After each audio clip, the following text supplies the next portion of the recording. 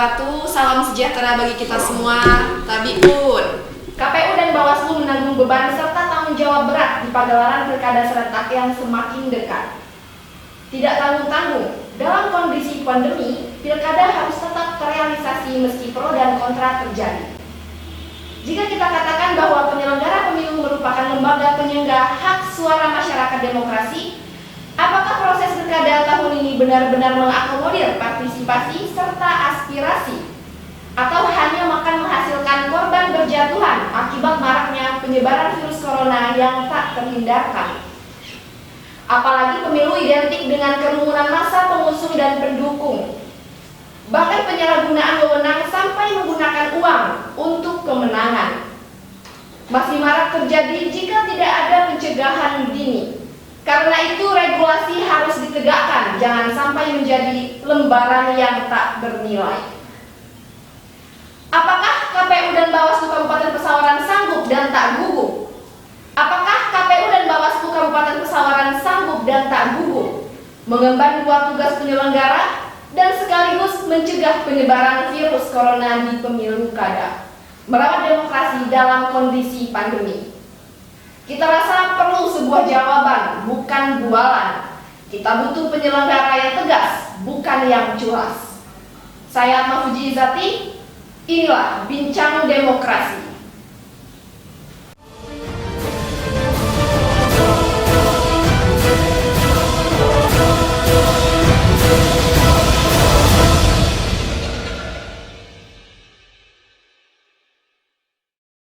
Kampanye di tengah pandemi.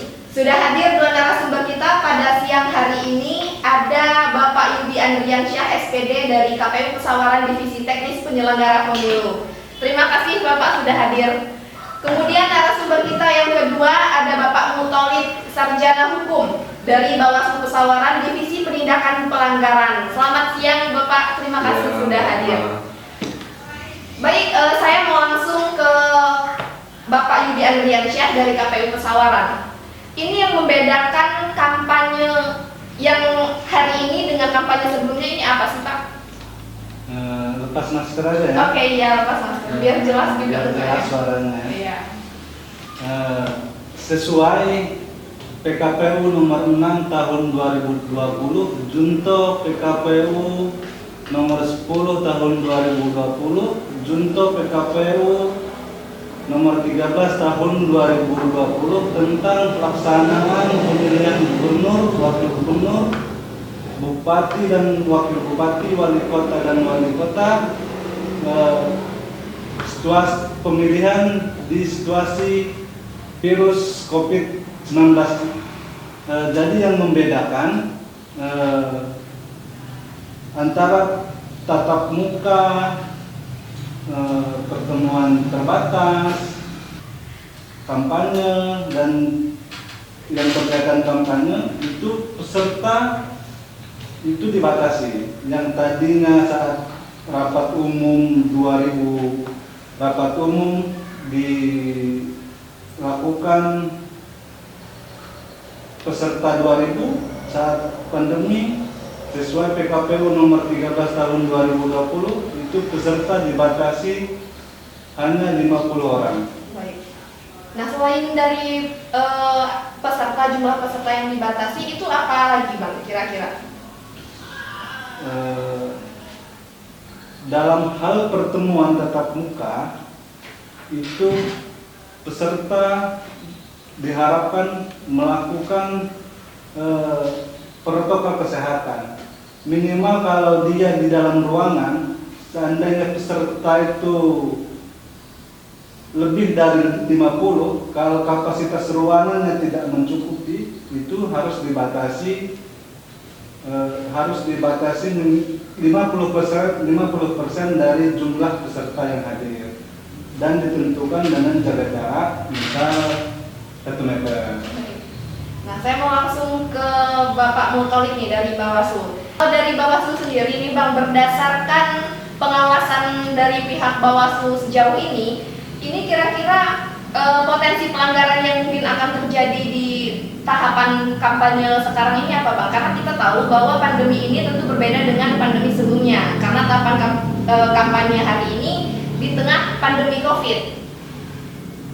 Buka juga ya, Oh, iya. Mbak Fatma. Baik, terima kasih pemirsa Unit TV yang berbahagia.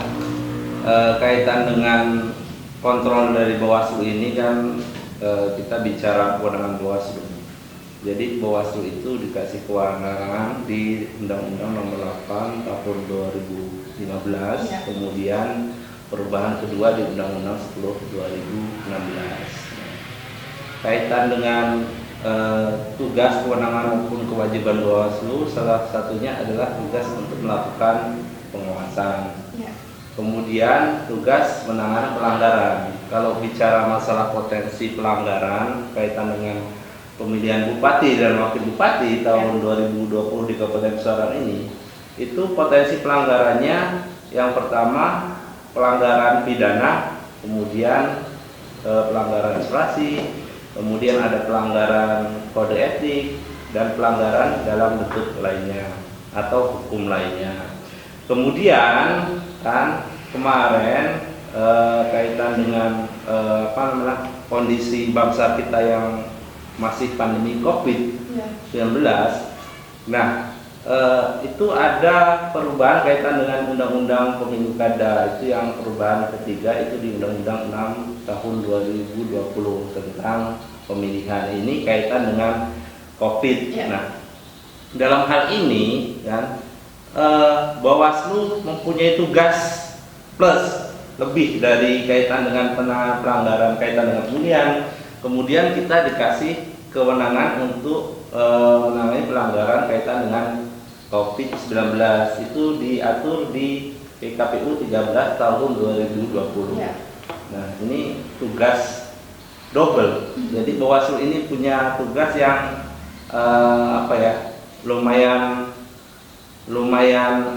lumayan buat lelah juga nanti kan, selain kita kaitan dengan penanganan pelanggaran pemilihan, kemudian kita menangani pelanggaran dugaan pelanggaran COVID-19, tata cara protokol kesehatan khususnya di tahapan kampanye ini. Itu. Nah, terkait dengan kerumunan massa untuk mencegah COVID-19 nih Bang, adakah syarat dan metode khusus yang diatur oleh KPU dalam hal ini dalam proses tahapan pilkada kampanye? Ini ada nggak kira-kira Bang syarat dan metode khusus yang diatur? Nah, sebenarnya syaratnya itu sudah diatur di perubahan terakhir PKPU 13 tahun 2020 bahwa saat melakukan kampanye metodenya ada pertemuan terbatas. Pertemuan terbatas itu pasangan calon melakukan kampanye itu dilakukan 50 peserta setiap hadir, setiap orangnya, dan pertemuan tatap muka dan dialog, pemasangan alat peraga kampanye, debat publik terbuka pasangan calon, dan penayangan iklan di media massa seperti radio, TV, media cetak maupun online. Metodenya, setiap peserta diwajibkan menggunakan masker, protokol kesehatannya berlaku lah, protokol yang ketat seperti cuci tangan, jaga jarak, memakai hand sanitizer, mungkin itu metodenya. Oke, nah dalam pelaksanaan kampanye ini karena dia ada batasan peserta jumlahnya ya Bang ya. Ini misalnya jika ada masyarakat yang ingin ikut menyaksikan ini bagaimana? Itu kita perlu kerjasama yang baik antara KPU, Bawaslu, kepolisian,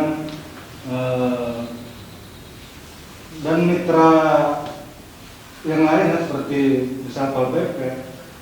Pasangan calon ini kan dia sudah memberikan sebelum melakukan kampanye, mereka pasangan calon ini menerbitkan STTP atau polisi menerbitkan STTP.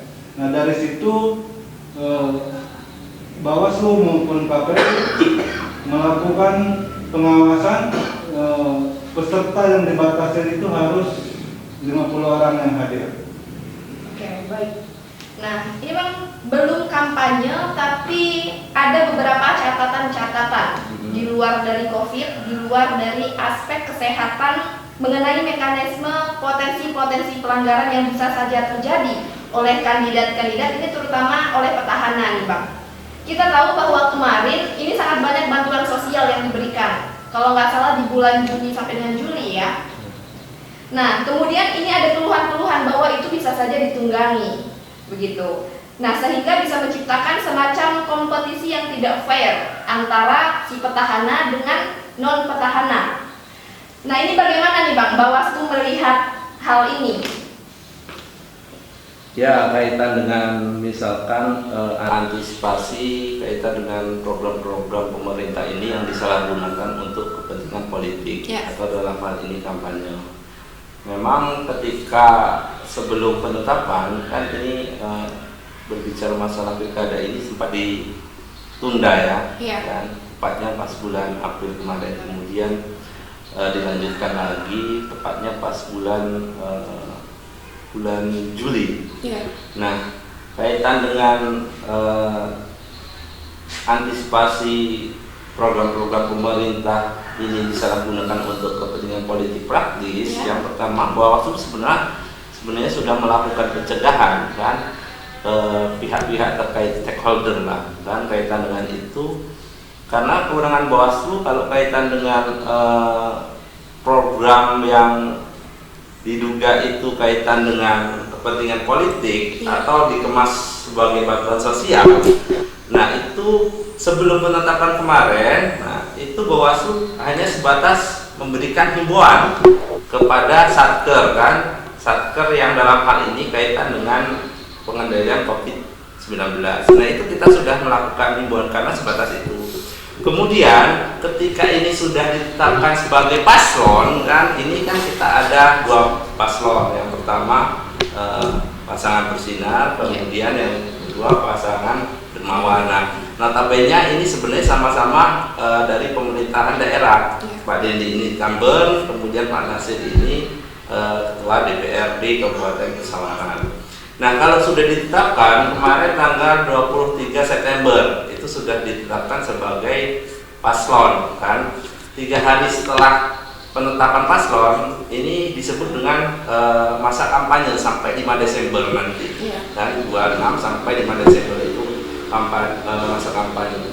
Kemudian kalau kita melihat norma yang kaitan mengatur dengan program-program pemerintah ini yang disalahgunakan untuk kepentingan politik praktis, nah itu ada yang mengatur, itu salah satu sebagai bentuknya dilarang dalam kampanye. Misalkan di pasal 71 itu, pasal 71 itu poin 1 itu menyatakan bahwasanya pejabat, kemudian pejabat TNI, Polri, kepala desa itu dalam keputusannya dilarang menguntungkan salah satu pihak paslon. Kemudian poin 2-nya itu kaitan dengan ganti pejabat daerah seperti kadis-kadis itu juga dilarang bagi bupati dan wakil bupati. Kemudian yang ketiga itu ada kaitan dengan bupati dan wakil bupati itu dilarang menggunakan kewenangan program yang menguntungkan salah satu paslon. Nah, ini konsekuensinya kalau di Undang-Undang 8 tahun 2015 itu ada konsekuensi kaitan dengan pidana pemilihan, tepatnya di pasal 187 itu bisa di pidana maksimum itu 18 bulan, minimum 3 bulan. Itu Mbak Anma.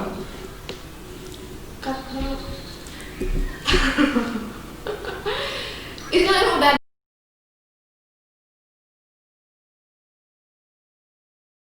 baik dari skema pelaksanaannya nih bagi penyelenggara pemilu, baik itu dari KPU sebagai penyelenggara teknis dan juga dari Bawaslu sebagai badan pengawas pemilu.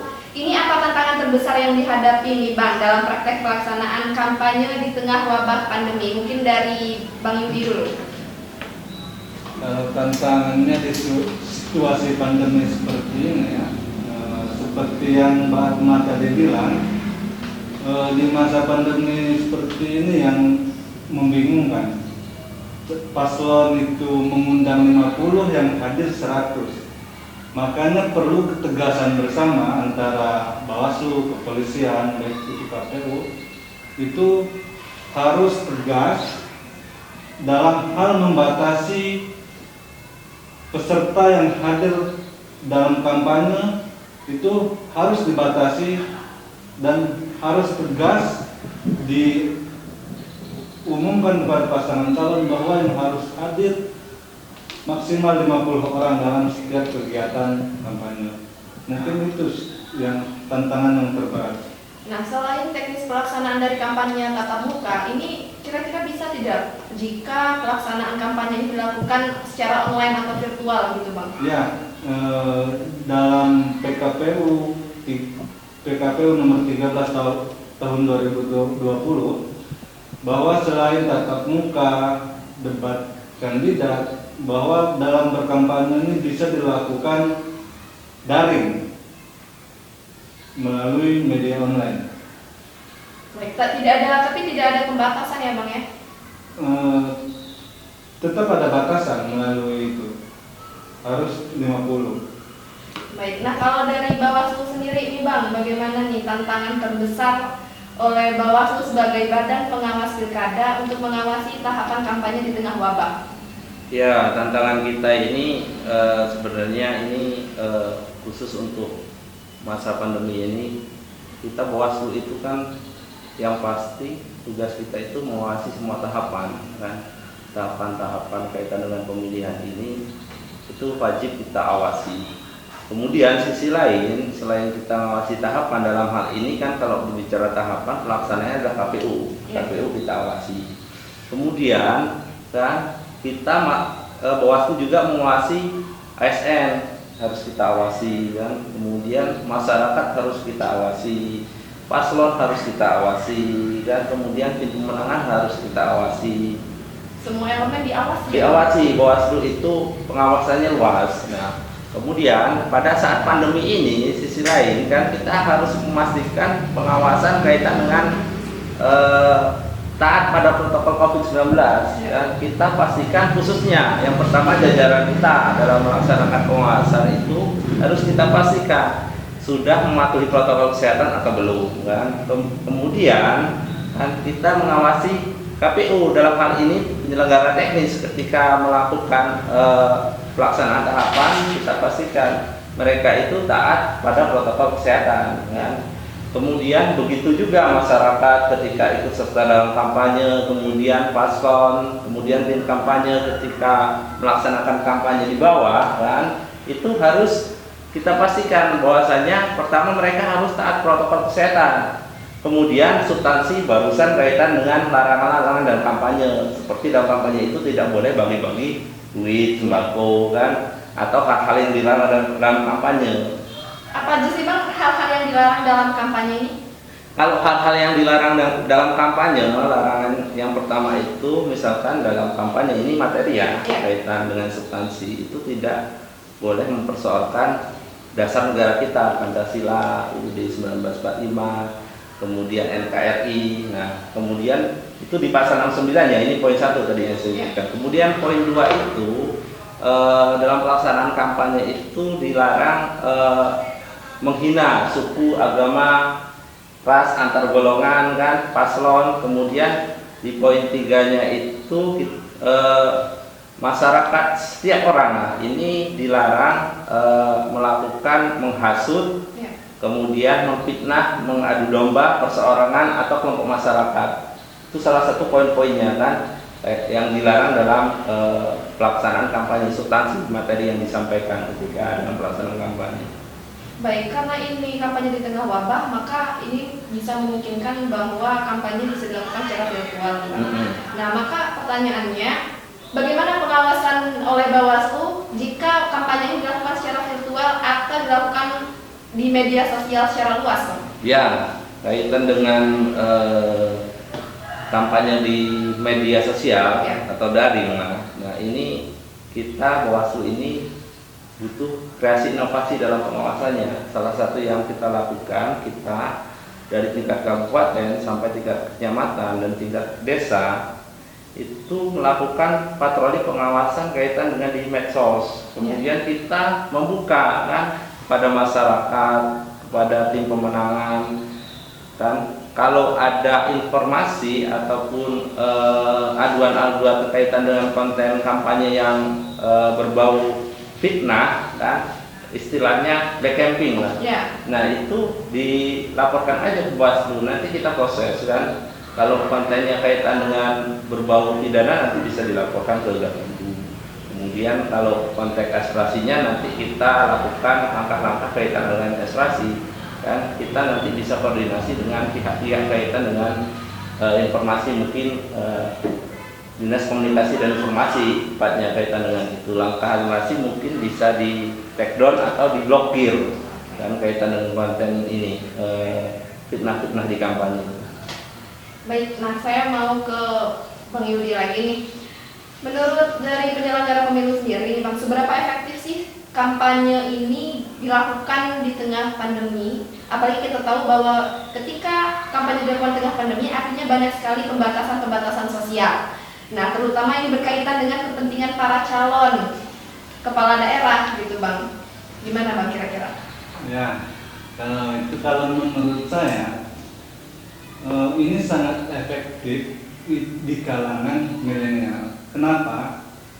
Karena pasangan calon ini bisa melakukan kampanye melalui sosial media, Facebook, Twitter, Instagram, atau juga melalui media elektronik berupa televisi ataupun radio ya.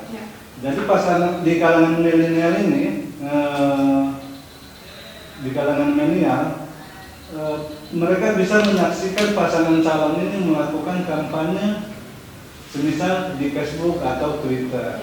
Di kalangan milenial sendiri mungkin 90% kalangan milenial sudah mempunyai barang elektronik sejenis Android misalnya. Nah, kalau di kalangan pemilih yang berkelanjutan atau pemilih yang umurnya yang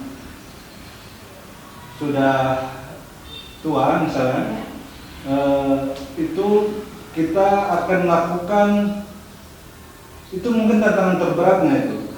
Misal di pulau terpencil yang susah terjangkau, atau mungkin pasangan calon sendiri bisa melakukan sosialisasi di daerah terpencil atau di kepulauan misalnya, mungkin ya. Nah, ini ada aturan secara khusus tidak, Bang, untuk mengatur kampanye secara online virtual ini? Sebenarnya kalau aturannya itu diperbolehkan ya, sesuai PKPU 13 tahun 2020 itu, pasangan calon bisa melakukan kampanye melalui media sosial atau kampanye melalui daring. Nah, terkait dengan hal itu juga nih, Bang, ya, Kapolri juga telah menetapkan aturan yang ketat dalam setiap tahapan di masa pandemi, termasuk pengaturan dalam kampanye. Ini apakah kandidat, pasangan calon, partai politik ataupun gabungan partai politik serta juga tim pemenangan ini mampu menyesuaikan strategi tanpa bertabrakan atau melanggar protokol kesehatan menurut Abang? Kalau menurut saya itu mampu menyesuaikan, karena pada sebelum berkampanye atau sebelum tanggal 26, tepatnya di tanggal 25, itu setiap tim pemenangan PLO itu sudah memberikan tim kampanye dan menyusun titik-titik mana saja yang harus mereka kampanye. Jadi jadwal itu tidak bertabrakan dengan pasangan lain. Memang ini sebenarnya ada kekhawatiran nih kepada partisipasi pemilih karena misalnya kampanye tidak bisa dihadiri oleh banyak orang. Nah, ini bagaimana, Bang? Apakah kita ada jaminan bahwa pilkada bisa berkualitas nanti? Ya, ini sebetulnya di KPU memiliki divisi partisipasi pendidikan dan pemilih. Itu mungkin akan kita galakkan lagi. Jadi kami akan bersosialisasi tentang pendidikan pemilih. Semisal kemarin tepatnya kita bersosialisasi di pulau terpencil tentang pendidikan pemilih di Pulau Lugundi. Mungkin selanjutnya kita akan berkeliling setiap kecamatan itu ya, untuk memberi informasi kepada masyarakat bahwa pilkada digelar pada 9 Desember tahun 2020. Ini artinya KPU bisa menjamin ya Bang ya, bahwa meskipun pilkada dilakukan di tengah pandemi, akan tetapi tetap akan menghasilkan pilkada yang berkualitas. Ya. Meskipun di tengah pandemi yang banyak pembatasan itu tadi. Iya, kita sendiri mengharapkan partisipasi pemilih pada tahun 2020 ini sebanyak 80% tingkat pemilih. Semoga bisa terrealisasi dan bisa menghasilkan pemilu kada yang berkualitas ya, meskipun ini pemilu dilakukan di tengah pandemi. Nah, saya mau ke Bang Muthalib lagi nih. Nih Bang, kalau negatif campaign ini dilakukan di media sosial dan jika ada yang melapor ke Bawaslu, ini apakah akan terkena Undang-Undang ITE atau pasal yang lain tentang kampanye di KUHP? Bagaimana nih Bang pengaturannya? Kaitan dengan negatif campaign ya, Yeah. ini tepatnya yang dimaksud Mbak Atma ini kampanye hitam ya, black campaign mungkin Yeah. kan. Ini perlu didudukkan dulu ini kaitan dengan bedanya negatif campaign dengan black campaign ya. Apa nih Bang perbedaannya? Kalau kaitan dengan black campaign itu kan hal-hal yang dilarang dalam kampanye kan, misalkan yang diatur dalam pasal 69 tadi. Poin C kaitan dengan dalam kampanye itu dilarang menghasut, memfitnah dan mengadu domba kan antar seseorang maupun kelompok masyarakat. Nah ini kaitan dengan black campaign. Nah ini yang kaitan dengan konsekuensinya kaitan dengan pidana pemilihan dan pasal 187. Nah ini bisa dipidana dan melalui Gakumdu. Kalau kaitan dengan negatif campaign ini kan sesuatu yang sebenarnya kebenarannya ada gitu kan. Cuma kalau diekspos pas momentum pemilihan kepala daerah ini kayaknya kurang tepat kan. Misal ada salah satu paslon ini kan misal ya, kan sudah pernah divonis pidana kan inkrah, itu kan benar. Tapi ketika ini diisukan ketika momentum pilkada ini kan nggak bagus, itu yang dimaksud dengan negatif campaign. Tapi tidak ada larangan, cuma secara etika nggak tepat gitu kalau kaitan dengan negatif campaign. Cuma kalau kaitan dengan black campaign, kaitan dengan fitnah kan, fitnah khususnya biasanya ini munculnya di media sosial ya, kan itu satu langkah itu bisa kita jadikan temuan, dan kemudian sisi lain juga ada pintu bagi masyarakat untuk melaporkan kaitan dengan black campaign ini kan. Silahkan dilaporkan ke Bawaslu kan, ke Bawaslu, kemudian dalam waktu 3+2 5 hari kan nanti kita akan buat kajian apakah ini masuk ke pelanggaran yang seperti apa gitu kan. Kalau pidana nanti kita tangani di Gakumdu.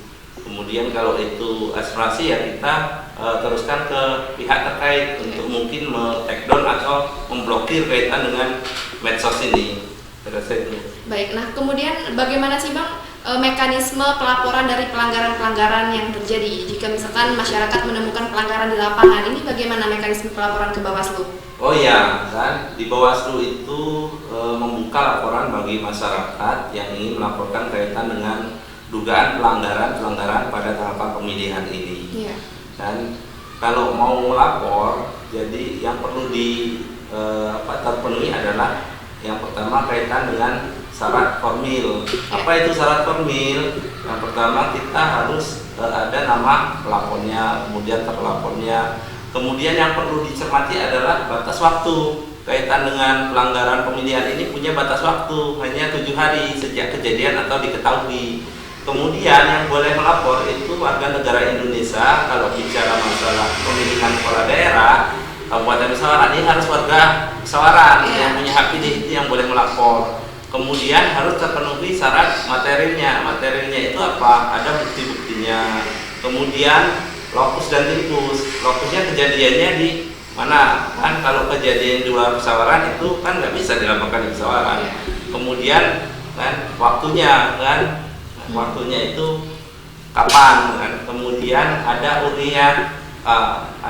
uraian peristiwa kejadian yang memuat kaitan dengan peristiwa yang berupa pelanggaran hukum kaitan dengan pemilihan.